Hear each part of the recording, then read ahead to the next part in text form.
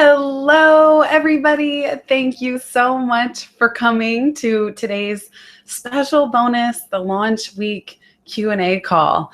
I am so grateful. If you're here, it means that you pre-ordered a copy of Pivot out this week. The only move that matters is your next one. And that means that you're extra special JB VIP. I can't tell you how much it means to me. I know it's one thing to buy a book, but to pre-order in advance means even more. It's extra special, and it's putting faith in something before you really know much of anything about it. Some of you have been in the Life After College or JennyBlake.me or Pivot Orbit for a very long time, many, many years, and some of you are totally new. So thank you for being here, and thank you for your support. It means the world. I just can't even say how much. I thought it'd be fun. I'll share a little bit of launch week debrief just because we're right in the thick of it. It's so crazy. And then we'll jump into Q&A. I really want you to get insanely helpful content from this call. So please, you can ask me anything you want. There's nothing too specific. In fact, anytime someone says, I don't mean to offend you, or you don't have to answer this, but even if it's on a podcast, I actually love that stuff because it means it's not already out there floating around the internet or podcast world. So please feel free. Don't be shy about if there's just something on your mind or something you want to know about my business or my process. I'm just more than happy to share. Welcome everyone who's arriving. It's so great to see your names. Caitlin, Stacy, Melody. Hello. All right, so launch week, it's so exciting. The book launched on Tuesday, and what a flurry, what a fun day of just Facebook messages and tweets and podcasts going live. It seems to be going really well so far. I have to let you in on a little secret, which is that my family's in town, and I had a launch party Tuesday night. And on Wednesday, I didn't check email at all. I just was so overwhelmed by it all, actually. And I had a little bit of a short circuit, not in a negative way, but just it's so much. I don't even know where to start in terms of responding. So I kind of took the day unplugged and hung out with my family. And I just wanted to soak up that the launch happened, that after 3 years of working on Pivot, it's here. And so for the last 2 days until today, I actually let everything come in, and I kind of took it easy and really just tried to honor the process. A lot of people, if you've read the book, you know that what sparked this was my obsession with this question, what's next? Because somebody at my first book signing in 2011, the very first person walked up to the signing table for me to sign the first copy of Life After College, and he said, so what's next? And I remember feeling at that time triggered, a little discouraged, what? I just worked on this for 3 years. I stared down all my gremlins to write it. What do you mean what's next? This is it. And I was reflecting on that as Pivot comes out, because I've been working on it. I'm at a new pivot point. I've been working on this for 3 years, and now that it's out, I don't know what's next. I have some ideas. I have some hypotheses or pilots, if you know the material, about what direction my business can take, but I don't know. And the difference is that this time around, it's okay. I don't care. I learned from writing the book that to be a high net growth person is to live at the edge of uncertainty. And so of course, you might be seeing all the launch stuff, and it's so exciting, and you might be hearing me on podcasts. And I just want to highlight that I also don't know what's next, that when these big things happen, it's the culmination of so much work. And I talk in the book that for high net growth individuals, for impactors like us, anyone listening, we enjoy the process. And it's not just about these big milestones. It's also about the process of building something. And what's so interesting about a launch is releasing it and then coming down off of that, actually shifting into a totally different mode of being. And I'm excited. Part of it is excitement. That the really exciting thing about a book is, I joke, it's like buying serendipity lottery tickets, that I don't know who's going to reach out and what opportunities will surface. So it's another skill of being in uncertainty to just say, I'm fully present, and I'm waiting. I'm waiting to be shown what's next. And I'm active, but I'm also, there's a certain flow to creative projects and to life and business and career. And I really enjoy this practice of trying to listen deeply, and follow the flow and see where it takes me. So that's a little bit about my mindset. I joked, you guys don't like this, at my launch party that I only wish my favorite Amazon reviewer, Manny, were here to celebrate with me, who said about my first book that if you've never thought anything ever, then this book is for you. So when you ask, people have asked, how can I help with Pivot? Who should I recommend this to? I can only tell them, if you have thought about absolutely anything ever, this book is for you. So anyway, it's just kind of funny. It's like, use that as fuel. Speaking of Amazon, we're doing great. There are 40 reviews. If you guys are the Pivot superstars, you've already done so much just by pre-ordering, but really Amazon reviews make a huge, huge difference. So if you have not yet left one, I would be so grateful. I read and cherish every single one, and they really help show that a book is gaining traction and momentum. And as some of you may know, when you go to buy a book, of course, the written reviews are helpful. You can even leave a rating, but it shows that this is a legitimate book worth reading, because there are many other books with Pivot in the title. And so as it is, I'm sort of starting at a slight confusion, disadvantage. No big deal. This happened with Life After College too. But the reviews help differentiate it to say, this is the one that you should read. So if you can, that is just the most helpful thing that you could do for launch week. In terms of statistics and book sales, there's no way to know that yet. I have a fly in my compartment, sorry. There's no way to know that yet. But the ranking on Amazon is about 800. And from my author friends, and that's out of 1.8 million or something, I think the word on the street is that means it's selling about 20 to 30 copies an hour, which would be incredible. The biggest launch week window is Tuesday of the sale date, which for me was September 6th, to Tuesday, September 13th. Now, you often hear authors talk about making the lists. What that means, you can make the lists at any time, and everyone kind of acknowledges that the lists are kind of fuzzy and vague, and you can do everything right and still not make them like the New York Times bestseller list. But the reason people do emphasize it during a launch week is that's when you're getting the most eyeballs and the most chance of having the highest number of sales in 1 week. Otherwise, later down the road, it usually has to be some kind of catalyzing media event, like Oprah announces you for her book club, because slow, steady sales, like the long tail, those are great. And that's 90% of any author's goal. But the reason for the launch week push is usually if you can sell 10,000 copies in the first week, then you have a chance. That said, that's a lot of books. Most books are successful if they sell 10,000 ever in the history of the book, because not that many people are buying books these days. None of us who are here on this call, of course, because we're all awesome bookworms. But that's, to put it in perspective, to sell 10,000 a week is kind of, I don't even know the chances. It's like 1 in a million. I mean, really, it's something out there. But as I say in the book, like, shoot for the moon. There's nothing to lose. So I have, we're doing everything we can. The biggest part of my strategy has been the podcast tour. So getting connected with some of my friends who have big shows, like Art of Charm was really fun. James Altucher, I took over hosting his show. They both have something like 800,000 downloads a month. And Brian Clark interviewed me for Unemployable, Entrepreneur on Fire. And then about 30 others. I did about 30 podcasts in the month of August. And those will all be on my website, pivotmethod.com/podcast-tour, in case you want to go down a listening rabbit hole. Not that you would, but hey, maybe you could get ideas about cool new podcasts to listen to just by looking at the list. I did one called The Introvert Entrepreneur, which I thought was a really great subject matter for a podcast. That's my big strategy. I feel a little bit like David and Goliath, where I'm David and I love you all, my audience. It's smaller. Like my audience alone, it wouldn't have been big enough to even sell 10,000 in 1 week.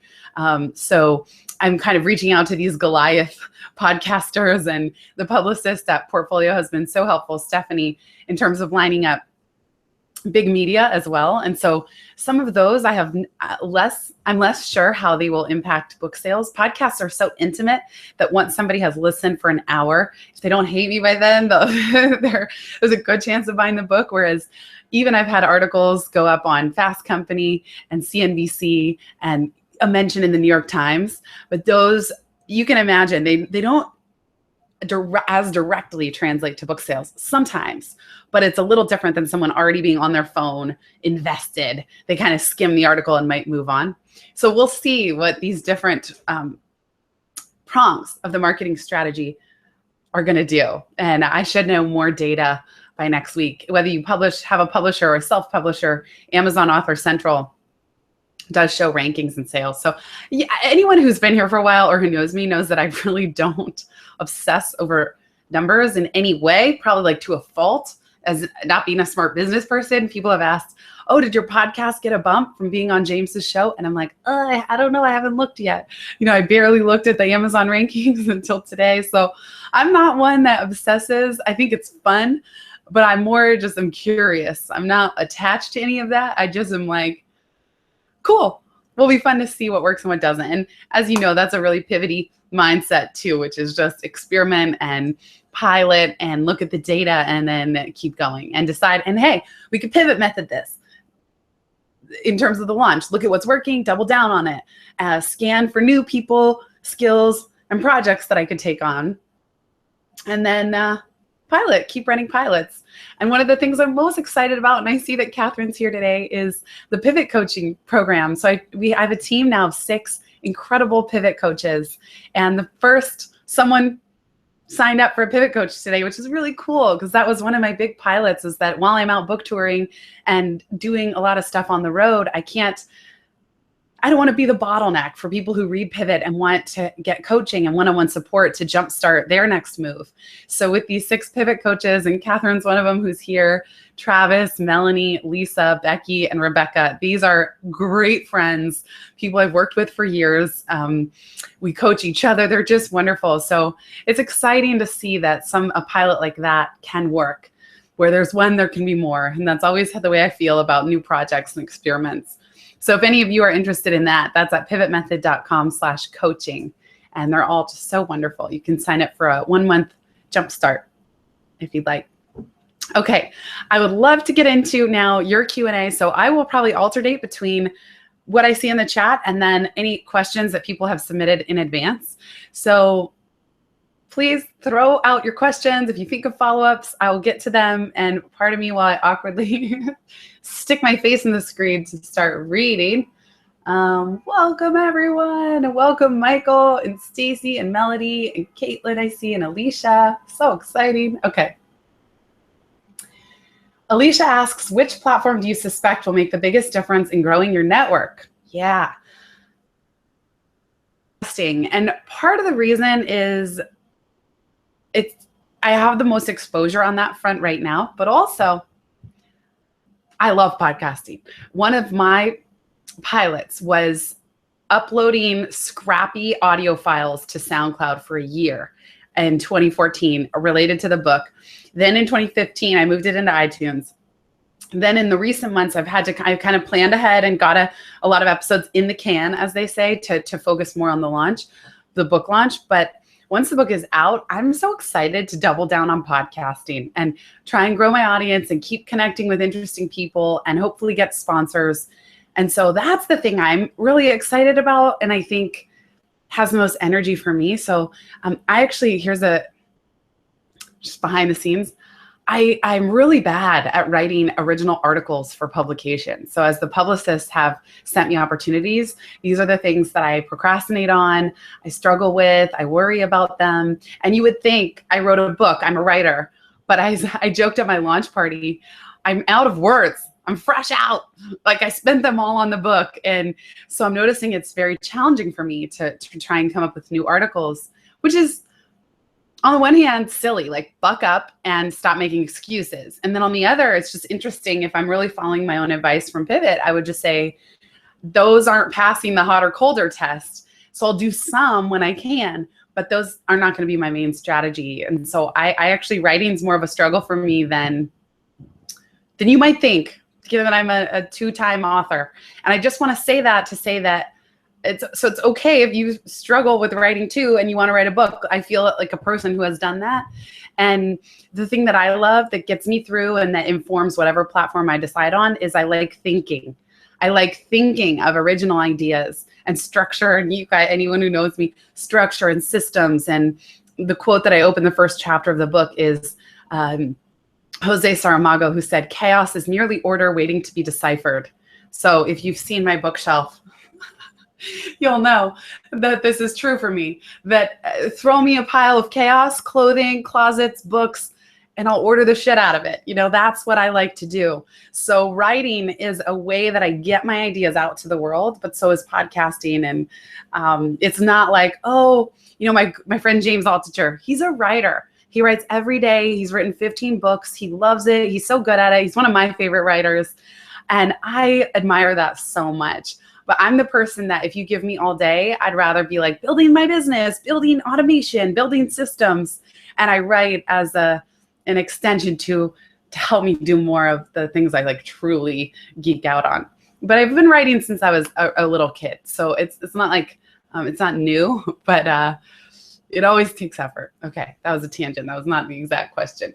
Welcome, Rachel. Woo! Rachel has a book coming out called Pause next year, which is so exciting. It's about people who take sabbaticals from corporate gigs. I will be in it, but everyone should check out the book Pause. It's by Rachel O'Meara, and she's a Googler. Been there 10 years, I think, which is so awesome. Okay.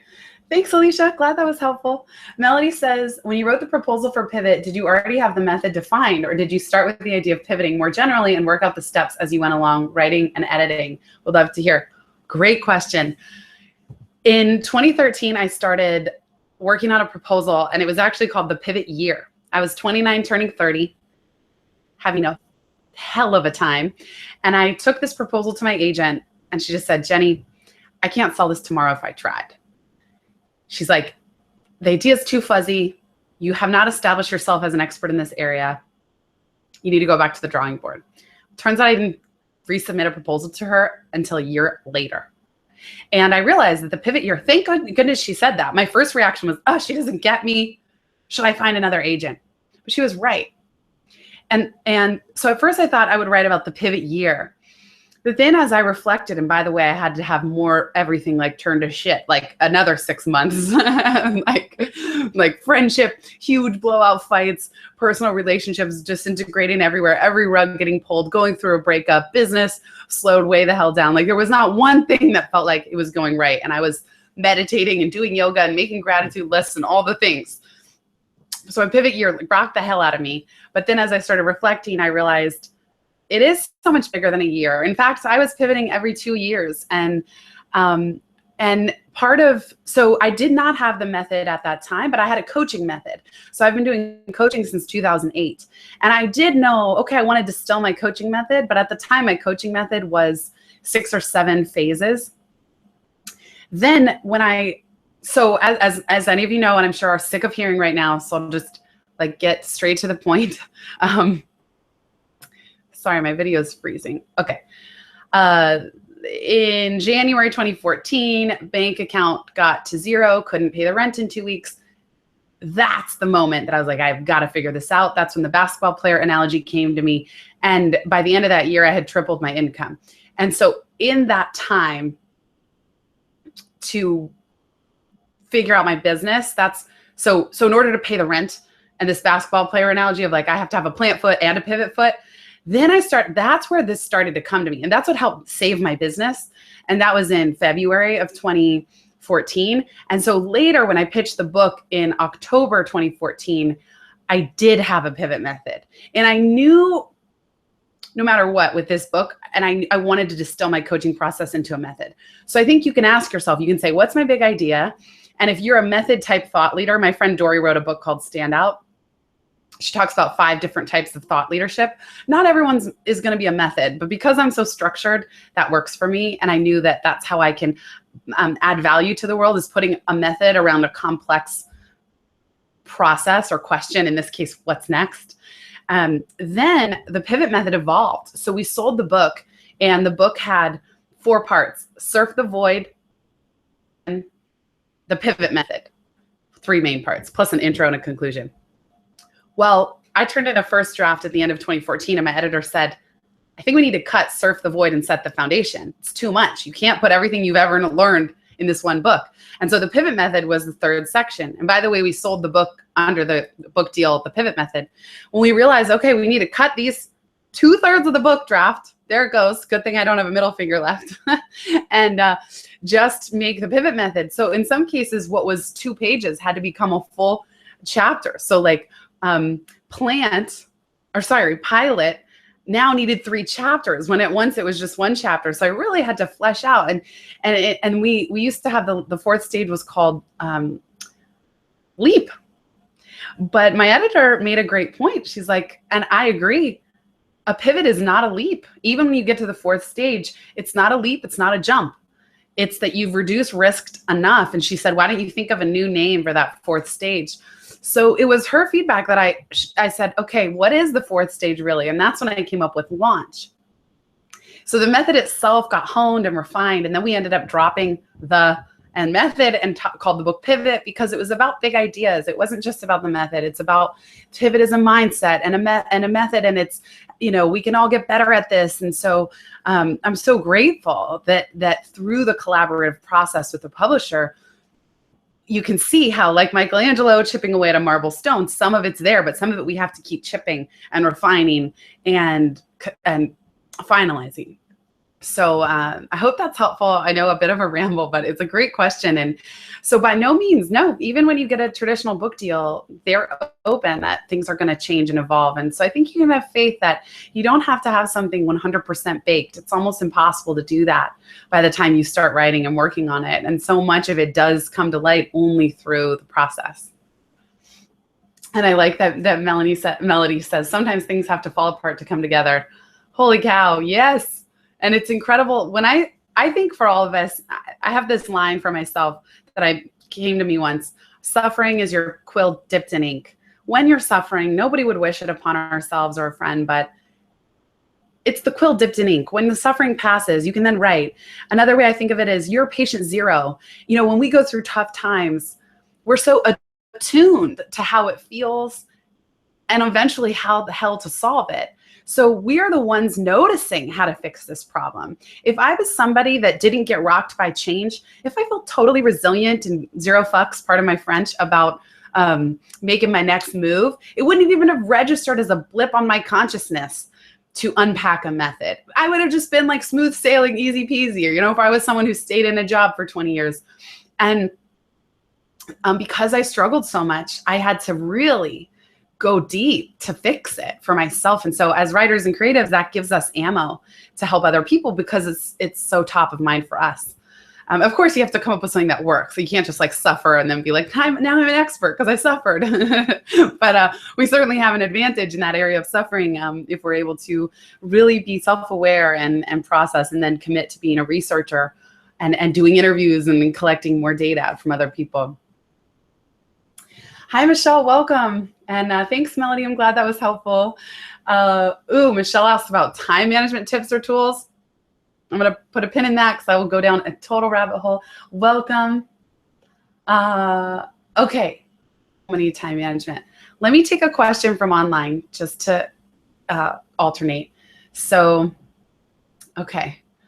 Sorry, I got to click on these. And a friendly reminder, you can ask me anything. If you're here, if you're taking an hour out of your week, whether you're live or to watch the recording, I want this hour to be like your $1 million hour. Not that I've earned $1 million, so maybe I can't give you that, but I want it to be your $100,000 hour.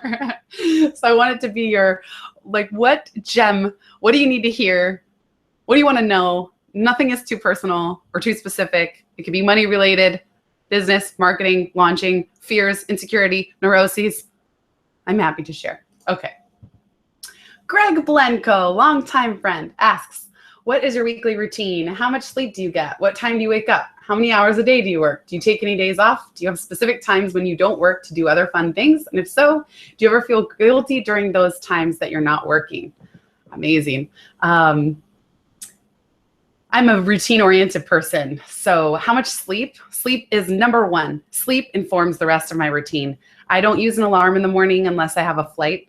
So you guys, sometimes I go to bed at 8 p.m. I'm psycho. Probably when I'm not working on the book, that won't be the case, but I've been so committed to the book that I just, I didn't go out as much with friends at night. So if I haven't gone out to dinner with friends, pretty much once I'm home. For me, about 7 p.m. on, I'm just probably watching TV and like accidentally snacking, not because I'm hungry, because I'm bored. So I don't mind going to bed. I don't feel like I'm missing out on anything, and I'm not going to be working at that time. I don't check email after 6. So sometimes I go to bed at 8, sometimes 9, latest 10 if I'm just on my own. I sleep for 8 or 9 hours. Sometimes my body just wants more. I go with it. And so then I wake up, and my morning wind up is about 2 hours. I really take my time with this. I wake up. Sometimes I'll listen to a podcast or a call, but it has to have a more spiritual tone in the morning for me, or just be like someone I really respect. Because I don't want like total randomness in my brain in the morning. But I am a part of Tosha Silver. She wrote Outrageous Openness. I'm part of her forum, and she does a weekly call. And so I love just waking up and being reminded about these concepts of surrender and our highest self and leaning into the divine and that kind of stuff. Like, I like starting my morning with that. While I make tea, I do bulletproof tea. I do intermittent fasting. So I don't eat until about 2 or 3. You can read, there's a bulletproof diet if you want to learn more about that. But bulletproof tea is my Rishi Earl Grey with butter and MCT oil. It's called Brain Octane blended. And you're not hungry after that. And I'm very focused and sharp. So I love having tea for about half an hour, either listening to a podcast or sometimes reading. Then I'll meditate for 20 minutes. I use Insight Timer for that. And then I journal. And I light a candle in the morning, because if I'm up before sunset, it's just really nice. That's my dream when I'm up before sunset. It doesn't always happen. So then I journal. And then I see how I feel. I might read for longer. And then I work on my most important project of the day first. I still have not checked email. So I do not check email while I'm in bed. No way. Because I'm a very anxious person, where I can be. I'm prone to that, let's say. I think I'm much less anxious now than I used to be. But so I just don't want things in my brain rattling around until I'm ready to tackle them. So I'll work on a very important project the first hour or 2 of my workday. Only then do I check email, process the most high priority ones. Then I have calls between 11 and 3, or podcasts. I try and batch. I don't do podcasts or calls after 3 p.m. because my brain turns to mush. I've usually now worked a highly focused, pretty much no breaks, 7 to 8 hours. And so by 3 p.m., I often leave the house. At that point, I stop working, and I will go for a walk. I'll meet a friend for coffee. I'll do a walk and talk with a friend, which is my favorite, go to yoga. And then I don't check email. After yoga, I usually don't check email. So after 6 p.m. and get dinner and come home. And again, that's unless I have a social event. So yeah. And do I take days off? So I enjoy working on the weekends because it's super quiet. And in order to just feel caught up, as I was prepping for this launch, I was working really long weekends. And there did get to a point where I felt like, I want a weekend back. Like, when can I have a Saturday and not feel guilty? But that has started to happen. And even during this launch week, I just have been hanging out with my family, and it was so nice to have them here. On the one hand, I was like, maybe that's bad timing. I won't be able to be at my computer responding to every tweet.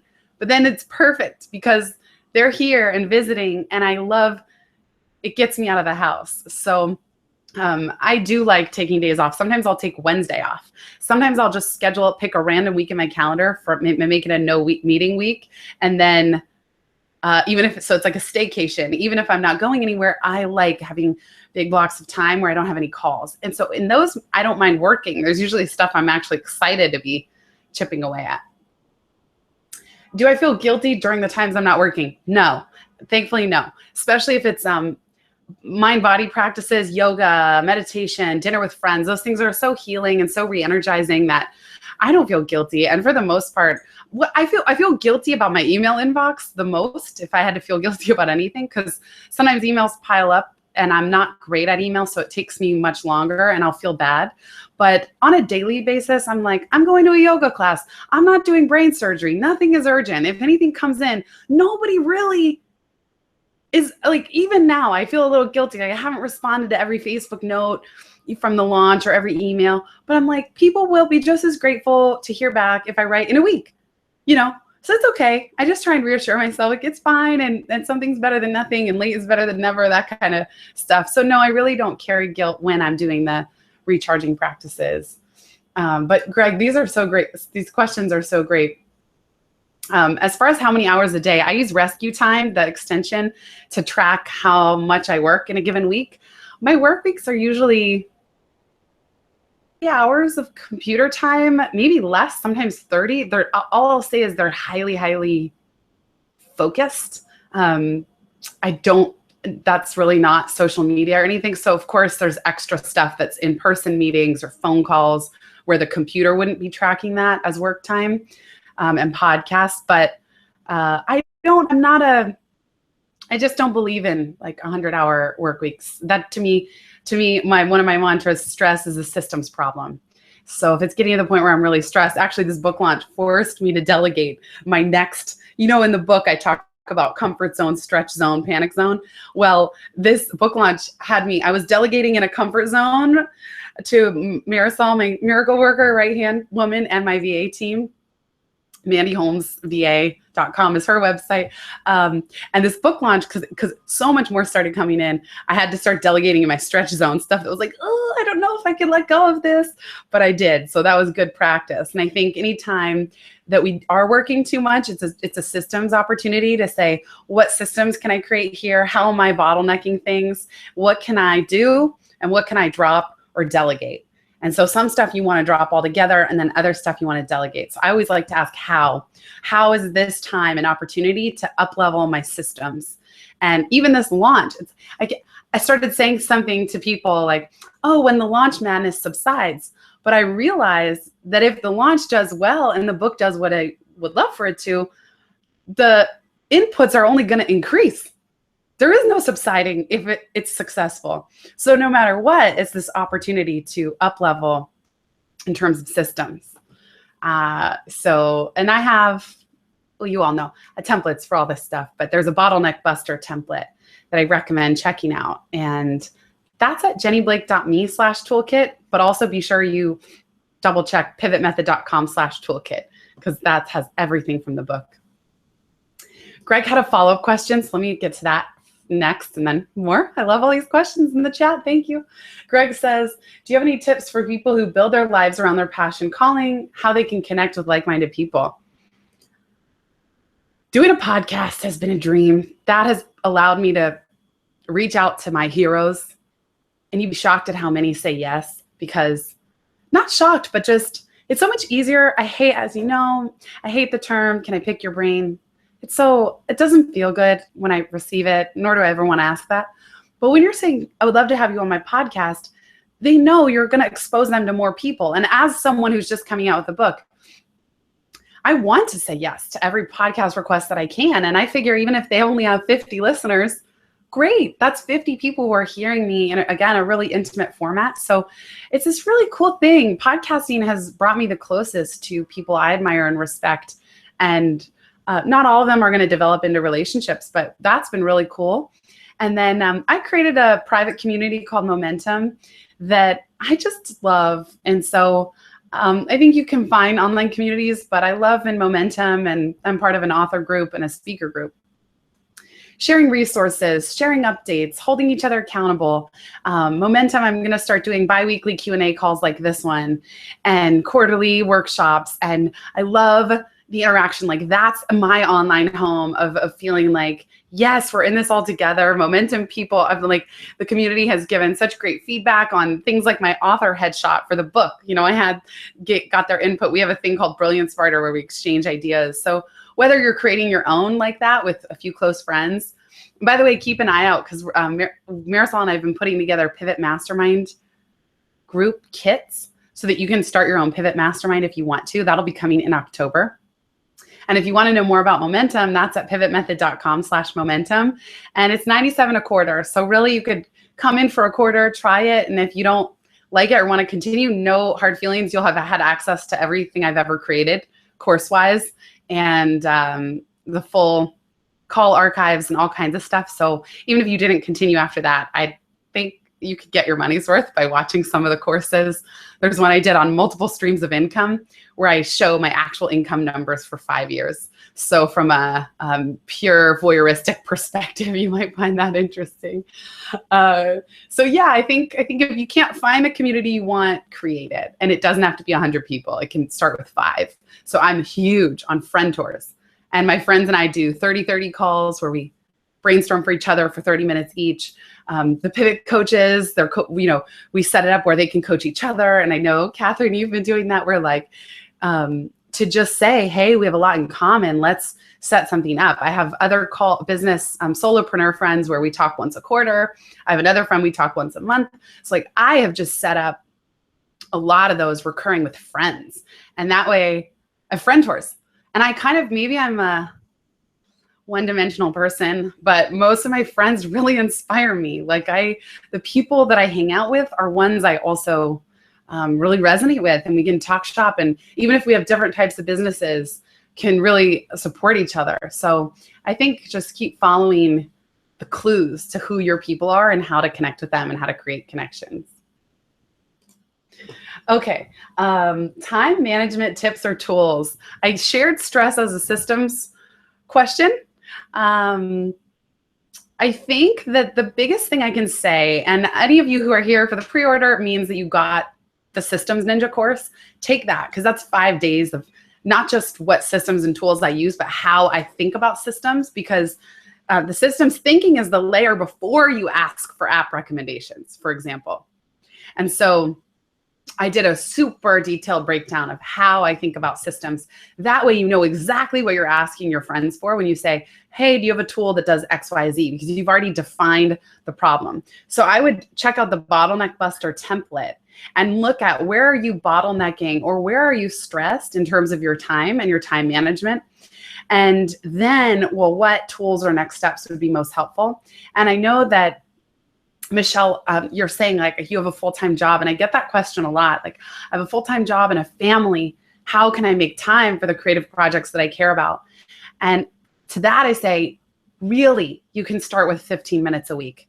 And I know that's annoying to hear because you've probably heard that on a lot of shows, podcasts, whatever. But I wrote Pivot.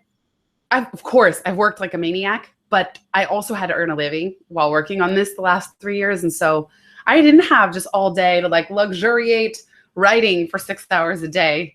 That was not the case. In some mornings, I only had 30 minutes to give it, and a lot of mornings. And then some I had none, and then some I had an hour. And then every now and then I could dig in over the full weekend.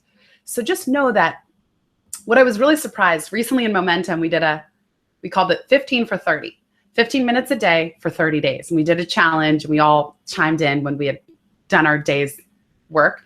And I was shocked at how much I got done in 15 minutes a day. I didn't finish the full 30 days, but I got this whole bank. I was trying to write for 15 minutes, and I was like, didn't know what to write. I had to consult. I have this book called Symbols. But at the end of the month, there were some pieces that I ended up turning into newsletters and articles, and I couldn't believe it. I couldn't believe that that tiny of an increment actually moved things forward for me, but it really, really did. So whenever you're intimidated or overwhelmed, my biggest time management tip is a classic one, but it's like really break it down into a smaller next step and trust that that's plenty. Okay. Alicia says, what do you consider the biggest risk for self-publishers? How can someone work around this? I think the biggest risk is, I think the biggest critique of self-publishing tends to be quality. That this feeling that if I look at the book, oh, it's obviously self-published. And, oh, there's typos or things don't look professional or the way it's produced. So I think that's one hurdle. And for that, I would say, as a self-publisher, what you're taking on is the responsibility of the full package. So hire an editor if you can, hire a cover designer. And the thing that intimidated me of self-publishing was exactly that. And so I think set a budget and then ask for recommendations and know what you're good at and know what you can hire out for. My dad's a brilliant copy editor. If any of you need copy editing at any point, he did an incredible job on Pivot. So you can just send me an email, jennyblake@gmail.com, and I'll put you in touch. But things like that, like ask around, ask friends, like, hey, do you know anyone that can do a book cover relatively inexpensively, or, whatever you're going to need. But I think that's one of the biggest things. And then just you're the one managing it all. So it's a lot to think about. And so for that, just, I think the biggest tip, but I think don't, part of my message in the book is get scrappy. So also don't wait until you have $20,000 and every perfect professional lined up.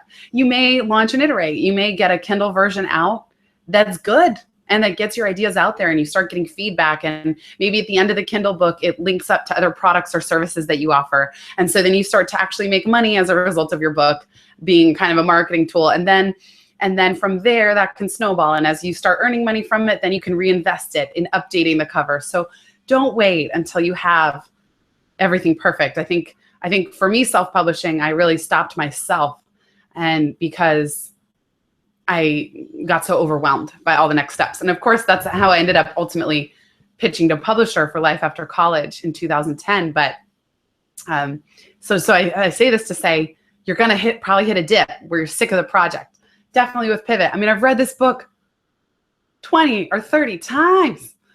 Like, I love it, but by time 19 and then 20 and then 21, and you still have to read it every bit as carefully every time to mark every last little word and typo. And then when I was reading it for the audiobook edition, it's like time 25, so you're going to get probably a little sick of it, and want to kind of just be like, I don't know if I can finish this. Because I always joke too that big projects, like when you get 90% of the way done, the last 10% feels like it takes as much energy and effort and time as the first 90%. It's like this weird paradox of projects. So just know that going in, and have whatever friends and accountability and milestones and rewards that you need to kind of stay motivated.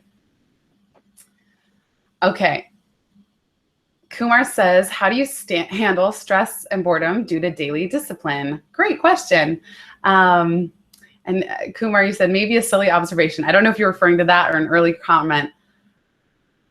Great question. I try and set rewards. Like, I do a Friday dinner with friends, and it depends. Some people would be so bored with my life, but it fits for me. So I think you kind of have to know your threshold for what feels exciting and energizing and relaxing and recharging. I'm extroverted when I need to be in terms of my career, but very introverted in the sense that I live alone. Here's my studio. I work alone. I recharge alone. So that doesn't ever feel boring to me. But for someone who's more social, they might be like, oh my God, your life is like punishment. It's like jail, So I think you got to kind of know yourself and what's your threshold in terms of, let's call it routine, social, exercise, spontaneity. And you can kind of look at these buckets. And in the book, I call it your happiness formula. What's your unique blend of how you're living your life, where you're living, how you allocate your time? And of course, sometimes we get it wrong. I'm not immune, even though I really focus on wellness, I'm not immune to like sick. And I'm like, why did I get sick? I tried so hard to like avoid burnout. And it's like, I guess I overdid it somehow. Or I'll not make plans for Saturday night because I think I want to stand and read, and Saturday night comes and I'm like, oh no, I'm so bored and sad that I don't have plans. And that's usually when I'll end up meeting a random new friend in a bookstore or something. But so I don't always get it right. But I think you can monitor and know what your happiness formula is, and pay if you're aware. And that's where meditation practice is so helpful. If things start to get skewed, you can more quickly correct them. Let me go to another one from the pre-submitted Q&A, and then we'll get back to Webinar Jam. Bruce, hi, Bruce asks, hi, Jenny, I have a book and business question. In August 2016, I signed my first book deal, Project Managers at Work. Very exciting for September 2017 release. How do I leverage the book to build a consulting coaching business? My objective is to earn $100K revenue annually. Great question. Well, I think one thing that's so exciting is a book will inevitably generate interest and let people know that you have a process. And so, Bruce, I think it would be most helpful to also talk in the book about ways that you do work with people. And that's what I did. I mean, naturally, I had anecdotes of people using the methods, and I I'm not a story person when I write. I don't use a lot of stories. My editor kind of said, you need more stories. And I worked them in. And now it turns out that's people's favorite part of the book is reading the anecdotes. So whatever practice you currently have, work those in and make it clear of like really unpack how you work with people. And I have a page at the back of mine, something like resources for companies. And so I put 3 different ways companies could engage me because I wanted to say, hey, I do this and you can hire me for that. So I think no matter what, at the end of the book, you can say ways to keep in touch and for individuals and for companies. And I have the same thing on the website. I have resources for individuals and then I have a for companies drop down. So I think you just want to, it's about consistency and sort of weaving in who you authentically are and your business. And then at the end, like the calls to action about how can people work with you? And instead of just saying, oh, I do consulting, it's like, what kind? And what does that look like?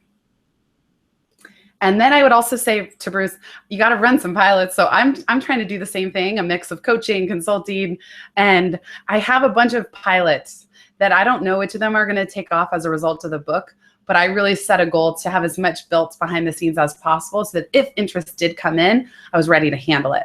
So I would also encourage you to think about what systems, what business pilots can you set up and get going on before the book comes out. And of course, that's tricky because you're writing the book while trying to pilot new business income streams and build income streams. And that's part of the reason I was so like working so much was not just writing the book. It was like getting my business ready for all the eyeballs that were going to be seeing it. So for me, the pivot coaches that I mentioned earlier, that's a part of it. The corporate consulting that I've already been doing with Google, but making it available. I'm partnered with a company called Actionable. So if any of you work within organizations and you want to run a pivot workshop with your team, that's at pivotmethod.com/actionable. So these are all pilots. I have no clue which will take off, but I'm ready. I'm like, the checkout button is on my website. It's there for you to click. So that was a big goal of mine that I had before the book came out, which I failed to do for Life After College. When Life After College came out, I knew that it would have been good if I had a funnel, basically like income or things people could then purchase once they were done reading the book. I didn't get it together. I was just so overwhelmed. I was finishing up at Google while writing the book. The book came out and that's when my sabbatical started. I was launching Career Guru at the time. I remember launching Career Guru, the global coaching program, the same day my final draft of the book was due. And I was like, my head is going to explode. So I didn't get it together. It took me the next 5 years, 5.5, to get the business systems ready. And I was working up to the last minute to when Pivot came out on getting those back-end business systems ready. So everything I've just said, it's a challenge, but hopefully a fun one. All right. Catherine asks, how do you create and manage so much content? I have a fear of jumping on the content creation hamster wheel and never being able to get off. Yeah, it's such a good question. I think first, Catherine, it's like figuring out what you enjoy doing, what comes easily. For me, podcasting is so joyful, and being on other people's podcasts is like, this is so fun. I can't believe it's my job, even though, I don't make money from it yet, but to just talk for an hour, I would take that in a heartbeat over even like, hey, the New York Times wants you to write an original piece for them. I'd be like, oh no. That's, I know, bad to send that energy to the universe. New York Times, I'll still do it. Okay. But point is, know yourself, know what content just flows. And then nowadays you can kind of parse sub-content from an original piece. So if you do a podcast, you could then write an article, what you learned from that guest, and submit that. And then that article can become chopped up into tweets and social. So I would say try and extract the most out of the one piece that you do love doing. And don't put any pressure on yourself. Who has the time these days to keep up with some insane content schedule? Content is like so saturated. So for me, I'm giving myself permission that if on my jennyblake.me site, if I post one article a month, great. People are going to get one article a month. I'm still going to try and do a weekly podcast because that's the thing that I love. And when I write for other publications, I'll just repost it on my site. And Life After College, I have a team of writers. So that's how I kind of keep that juiced. And ultimately, I'll just say I sort of like fail at this all the time. I'm supposed to have a weekly Pivot List newsletter. And I love it. I love it so much. And I think people really enjoy it too because I have a lot of tips and, tools and stuff. It's supposed to be weekly. And like so much of the time, I just get overwhelmed and it doesn't come out. And I just let it be okay. I'm really someone that I do a lot of things imperfectly, but they happen because I give myself permission that I'm going to miss sometimes, but I just try and keep doing the work. And ultimately, sometimes, especially with content, some things will have to go. So you can pivot method it, and you could say, what's working? What can I double down on? What is my 1-year vision? What's the point of all this content? If it does really well, what do I want all this content creation to generate in my business in terms of interest, numbers, revenue? So if you have, that's the plant stage, really clear definition, then you can scan for what's going to be most efficient and effective and enjoyable, and then pilot, and then look at the data. So you could just apply the pivot method to your content strategy and keep repeating it. Great question. Okay, let's see. Catherine says, Caitlin says, join us in Momentum. Great community. Thank you, Caitlin. Yeah, this is what we do. And then, like I said, starting every 2 weeks, it'll be on the phone, so you can call in from anywhere. Michelle says, also have to shout out, you're an inspiration to me. I hope to become as well-spoken as you in the future. That is so sweet, Michelle. Thank you so much. The work you do is amazing. Thank you. I mean, I want to say the same about all of you who are here watching this. Like, you inspire me, and the fact that you're here, it's like I wouldn't be here without you. I wouldn't have a book if you weren't here to read it. And so it's just, I feel so grateful, equally grateful for all of you. And if you weren't here, all of you who are here live typing in the chat, I would have no questions to answer. So it's like, I'm just every bit as grateful.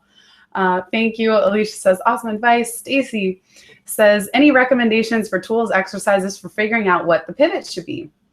I feel the need to pivot, but overwhelmed by the number of options and picking the right one. Yeah, a lot of times when people are overwhelmed by options, it's a sign that you're not yet as fully rooted in the plant stage. So again, the plant stage is about your strengths, what's currently working, your values, and your 1-year vision, what success looks like. And there's an ideal day Mad Lib in the toolkit that I think you would love. When you really spend time, and I spend sometimes a month or more with a coaching client on plant stage exercises, it makes the narrowing down what next pilots or experiments to run much clearer. But when you're not anchored in those things, the scanning feels overwhelming, and it feels like you're overwhelmed by choice. So I would return to the plant stage first. Go look in the toolkit, pivotmethod.com/toolkit. Look at the plant stage templates and exercises and do a couple of those and like reconnect with what's already working and what you love and what you're really best at and what success looks like. And then that will start to narrow things down. And then if you're overwhelmed, line up a few pilots. So you kind of go with your gut and just pick a few experiments, because it's only when we start experimenting that we get data to say, okay, down on it. But often you don't know. Again, like me launching this book, I have no clue which of the business pilots that I have set up and ready to go are going to take off. Like you can join Momentum, coach. You can run an actionable workshop with your team. You can hire me to speak, but it's like, who knows who's going to take what? It's like pivot popcorn, you know, like we don't know which is going to pop up. And then, or I consider, I love metaphors, like racehorses at the starting gate of the Kentucky Derby. Like I just set up all these racehorses, and now I'm like lifting the gate as of Tuesday. And it's like, okay, go. And I have no clue which is going to take off. So it's okay not to know. It's just about experimenting and trusting your gut enough to narrow it down to that point. So I hope that's helpful. Let me know if not, or if you want to throw out any more specifics.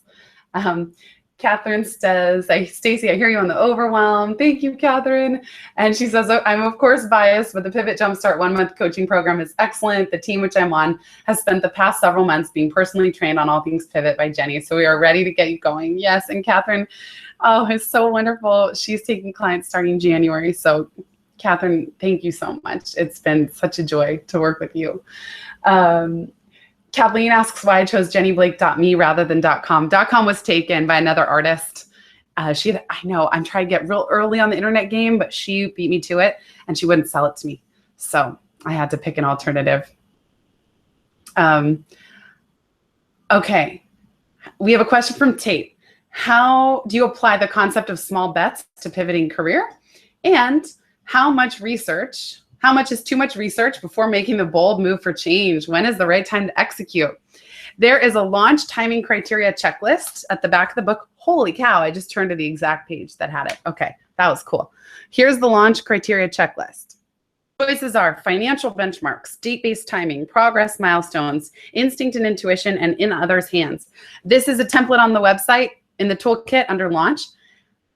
Check it out, because you can understand, you can then circle and even give values of like, oh, my only launch criteria is how much I earn from my side hustle. Or my only launch criteria is like when my husband finishes graduate school. So once you narrow down your launch timing criteria, you'll have a really clear picture of what your must-haves are in order to launch, and what your nice-to-haves are, and what you can say like, oh, this is just nice to have, but I'm ready to go. For some people, their only launch criteria at a certain point is gut instinct. I interviewed so many people who just said, I just knew it was time. And when I quit Google, they give the advice, make sure your side hustle is earning equal or greater than your current salary. I was earning $0, but I was so physically tired and overwhelmed from trying to do both that I just knew I couldn't continue. So I took a bigger risk. My risk was bigger in that I was earning $0 from my side hustle when I quit, but I had 6 months of pivot runway. So there's a whole book, chapter in the book on finances. I had 6 months of runway. And so I just said, okay, my gut is saying I'm willing to try. If I don't earn a dime in 6 months, I'll go get another job, but it's now or never. And so thankfully I did make money. I never had to dip into my savings for the first 2 years until 2013. And then, as you know, all the way down to zero. But I was proud of myself. And I thought, you know what? So what that I spent that 20 grand in my savings? That's like, I didn't care. At that point, I felt so good about my launch decision that didn't worry about it. So Tate, I also think meditation practices are helpful to know when you're just overanalyzing and over-researching versus like, what do I really need to know here? And what's my one next action that I can take? And you can always kind of meditate and just ask for that. Like, what's the best next step? And sometimes the best next step is research. And sometimes research is a procrastination technique to just and start small and scrappy. And so Tate even asked, how do small bets apply? Small bets are, what can I do with 1 hour a week? What can I do with 15 minutes a day? So those are in your career, what skills or projects or people can you connect with in small increments of time? Again, to test 3 E's. Do I enjoy this? Can I become an expert at it? And is there room to expand? And that's what the small bet is for, to answer those 3 questions and then double down on it. Oh my gosh. Okay. These have been such great questions. We have 1 minute left. I'm sad to end. Someone made a request. Okay, but I don't know if we need to answer. Let's look at the poll. So for questions, 13% said writing and editing. 38% wanted to know about launch strategy. 50% wanted to know about pivot-related content. I hope I answered your questions. I'm going to be doing a Launch Ninja multi-day course. So you guys have access to Systems Ninja and Book Ninja. If you enjoyed those, I'm going to do one for Momentum called Launch Ninja. And it's going to be at least 3 days. I'm not sure, maybe more, where I'm going to, fly. Geez. Maybe there's a metaphor like you fly. Momentum will help you fly. Okay. Anyway, Launch Ninja, where I'm going to really break it down, and I'll have data because we'll be 3 weeks out from the launch. So I will share any new templates, any new learnings. So even if you just join Momentum for 1 quarter just to have access to Launch Ninja, come join us. We'd love to have you. And that's where I'm going to really go break it down. So I'm looking forward to getting ready for that course, and then I'll answer any more questions you have. So that's at pivotmethod.com/momentum. Let's see. Caitlin says, thanks so much, Jenny. Have to run. Cool. Thanks for coming. Everybody, I can't believe it. Our time is up. Thank you so much for being here, for pre-ordering the book. Thank you in advance for leaving a review on Amazon. That is just the most helpful thing you can do. And I'm so grateful for every single one. And I hope to see you around the Pivot Orbit, whatever that looks like. We're going to do a Pivot Sprint in October. That's totally free. But if any of the programs I mentioned today resonate, please get in touch. I would just love to continue working with any of you in any capacity. And the fact that you pre-ordered means you're part of the Pivot family and the JBE. That's Jenny Blake Enterprises. I have a little sign on my desk, family, and that I really care about you and your success. So please keep me posted. And there's a link on the website to share your pivot story. So once you've read the book, and if you have something to share, we're going to start a pivot blog and, get those out to the world and hopefully get you some social love as well on all the things. Thank you again for being here, for reading. I couldn't do this without you. I really couldn't. So thank you from the bottom of my heart, and it makes me want to cry almost. Yeah, I really thank you. Thank you. Happy Friday. You guys are so sweet. Alicia says, thank you so much. Jenny smashed it. Thanks so much for your time. Thank you, Michael. That's so sweet. Can't wait to dive deeper into Pivot. Whew.